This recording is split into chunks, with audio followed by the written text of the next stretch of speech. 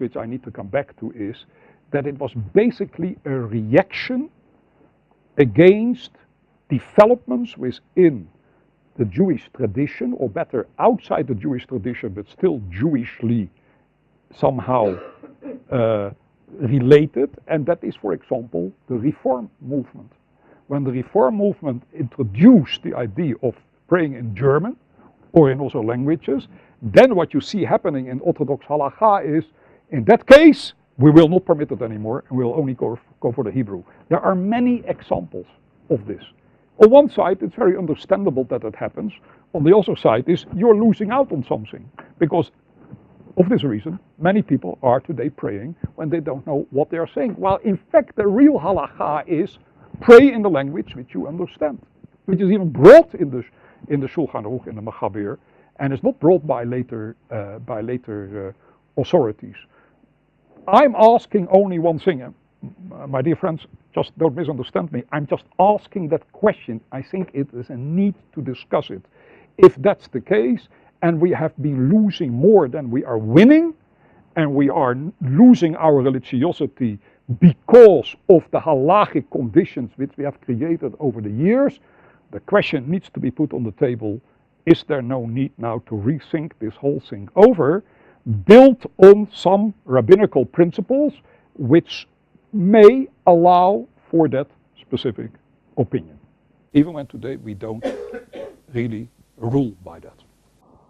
If we're in an emergency, and if we look carefully at the law, should we then reframe the way we do this? So I'll give you an example, and you can tell me what your opinion is. Yeah. Let's just say we all didn't like Hanukkah for 8 nights, and we lived all 8 on one night, and we never lived for the other side. So you could say that that was an enormous maneuver in what we did. So what would be the reason for lighting on the other 7 nights? To rethink. Would we rethink those other 7 nights away from a rabbinical perspective? Or could we say the Jewish people are in an emergency situation? People are marrying out. People are doing things which are sociologically not Jewish.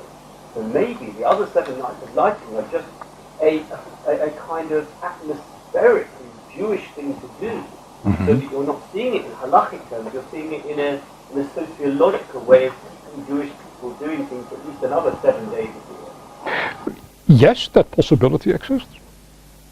My question is, to what extent does it help us our religiosity? Does it help me to come any closer to Hashem, or does it not help me by only lighting one day?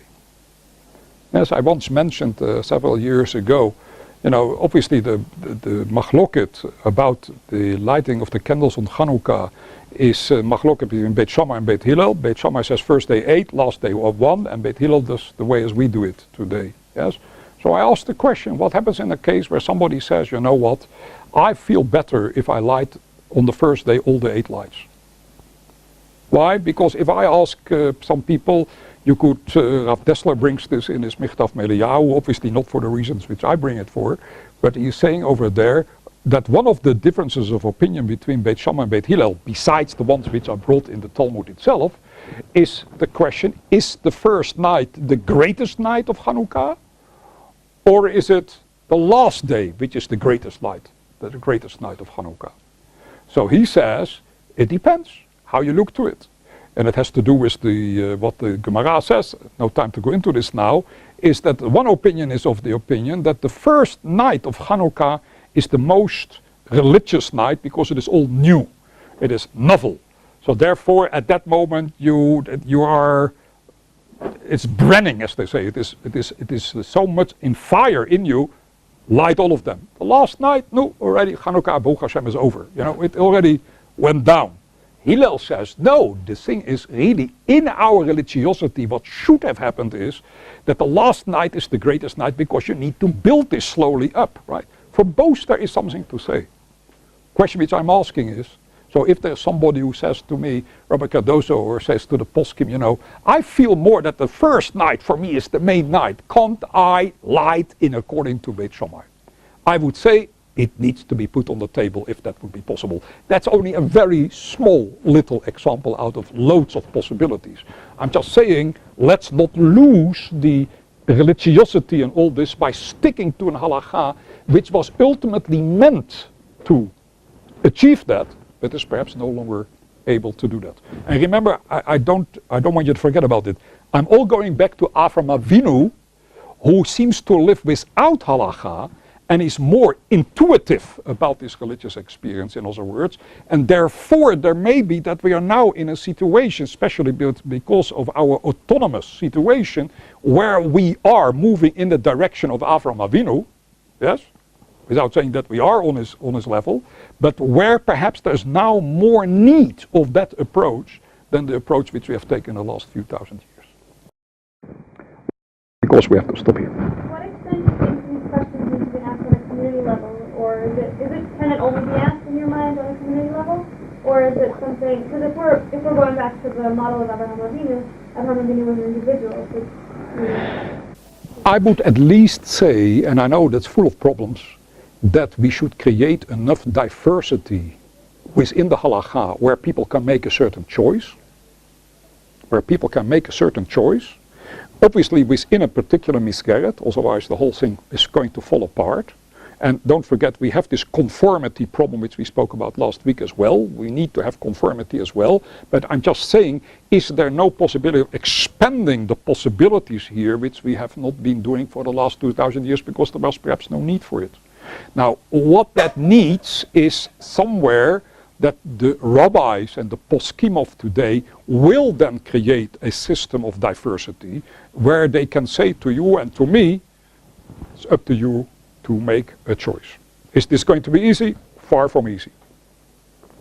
Maybe we don't need to do that. See, the whole thing, the whole point, here's the catch-22, right? Yeah. We need the community to decide that we don't need to be communal anymore. I mean, that, or as communal, right? We need to have more autonomy, more like, if someone feels that 8 nights is better and he can make the choice for himself. How does that work? That's a little bit of a catch-22.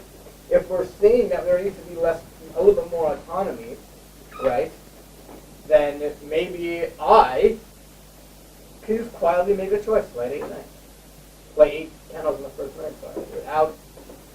without anyone saying, okay, we're deciding as a community now that if you want to lay 8 nights in the first night, you can. True, but I'm only saying one thing. You have to know about the machloket between Beit Shammai and Beit Hillel. If you're Am Haaretz, if you don't know anything, then there's no way of doing anything of this. So you need somewhere something which gives you guidance how to do this.